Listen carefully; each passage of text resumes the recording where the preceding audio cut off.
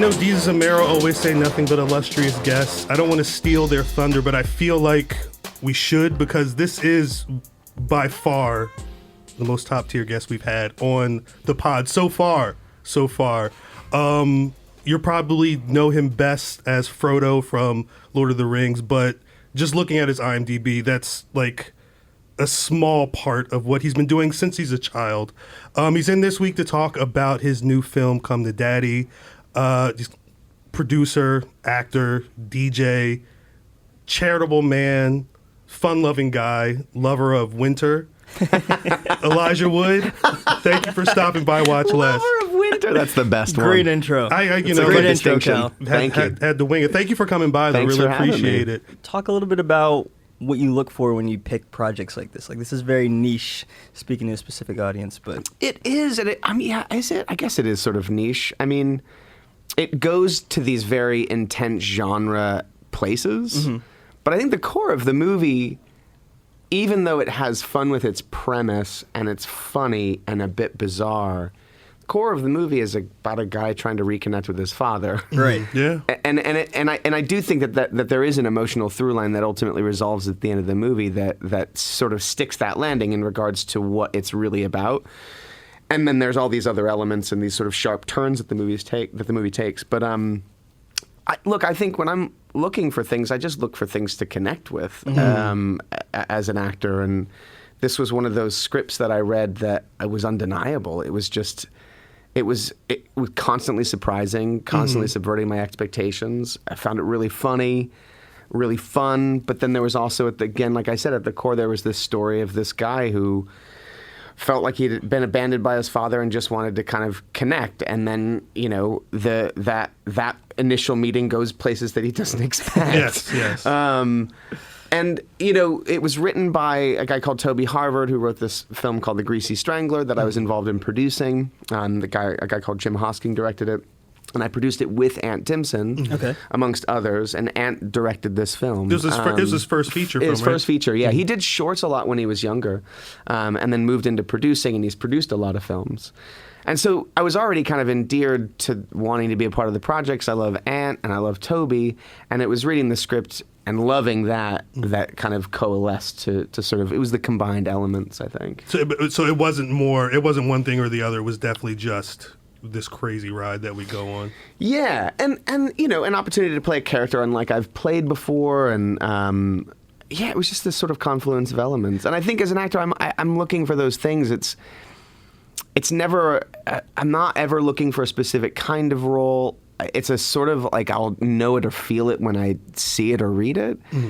And I'm equally drawn to filmmakers too, and it's a relatively organic process. The sort of finding things that I connect with, Now, you've been in the business for decades, as Cal mentioned. Are you finding it harder these days to find more roles often that speak to you, roles or scripts? Not necessarily. I feel like, certainly with genre films and really interesting independent cinema, we're in a pretty great golden age right now.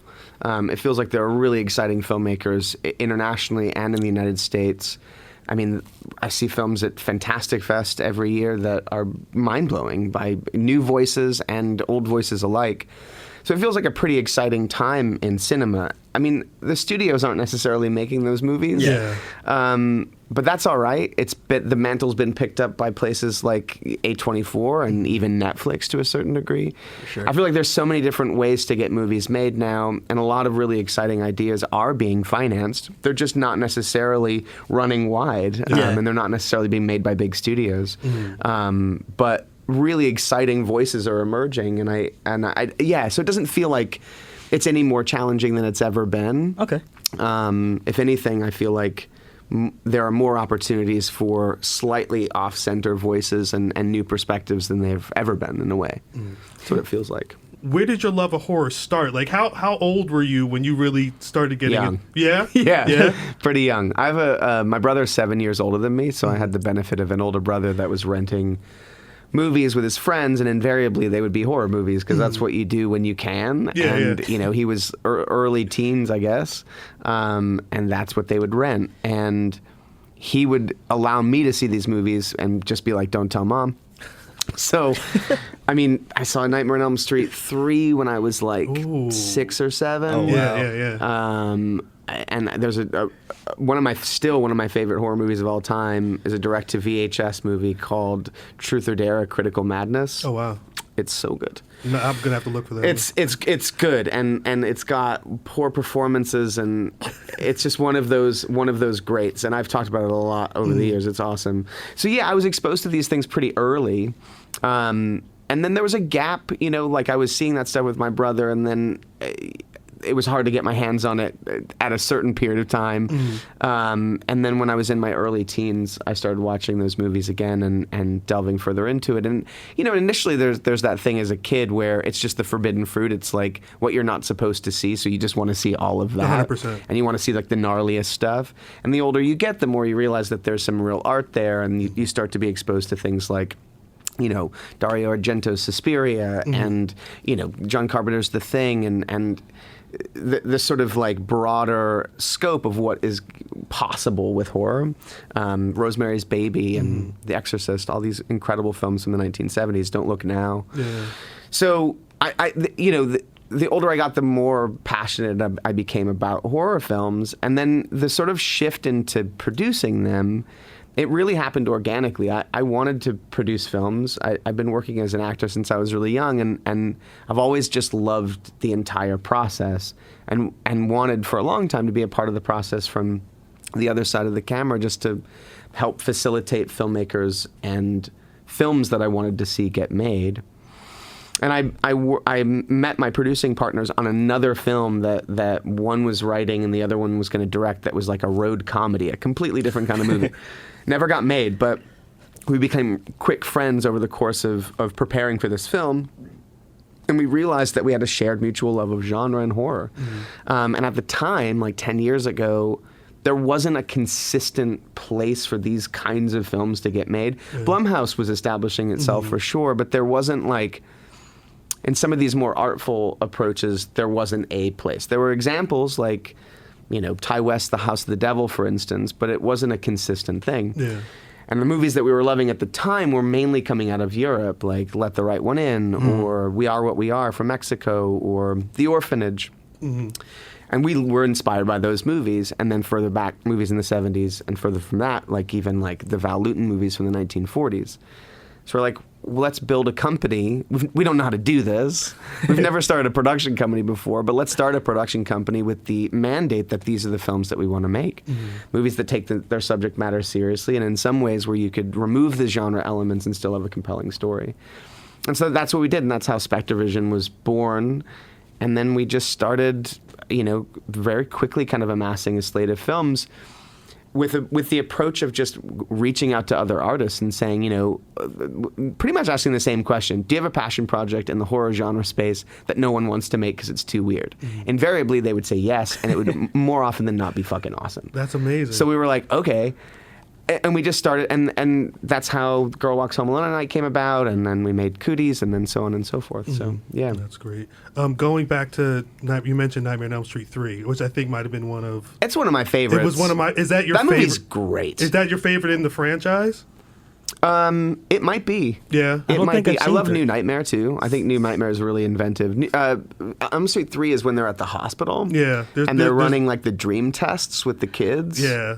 There's a scene with a guy with like I've never seen him. Oh, the veins. The veins, and he's like walking like a the puppet. Oh, come Yeah, on. it's nasty. Nasty.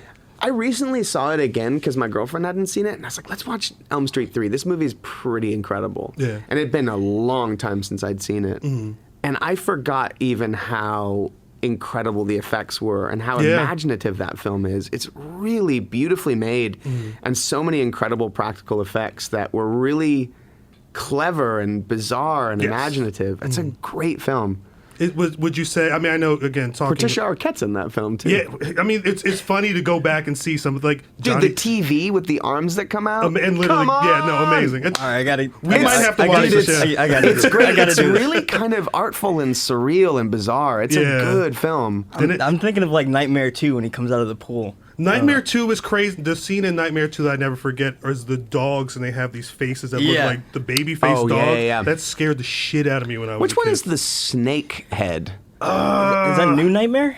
No. I feel like it's 5 or Okay. 6. So it's a little later. Yeah. Gosh, They can start to can't bleed remember. together. But They really do, yeah. no, seriously though, it's But New Nightmare is so great, man. That movie is so clever. I mean, obviously, it came out before Scream. It was super meta. The idea of a movie within a movie, and like the characters, the actors from the original film being haunted by an act. It's so good. Yeah. That movie's rad. And I don't think you couldn't do that with any. It's almost like, I don't want to. It's not a direct comparison, but it's almost like a Deadpool character where you can't. There's things you can do in a Deadpool film because he is so self-referential, and he talks about what he's doing all the time. Sure. Freddy's the only one that could really do that. It's true. In that space. It's true. Is it fair to say? I'm assuming Freddy's your favorite slasher. He's not necessarily. Okay. No, I mean, I would say my favorite slasher movie of all time is still, I mean, it's probably everyone's favorite. Because I don't consider Texas Chainsaw Massacre to be a slasher movie Yeah, necessarily.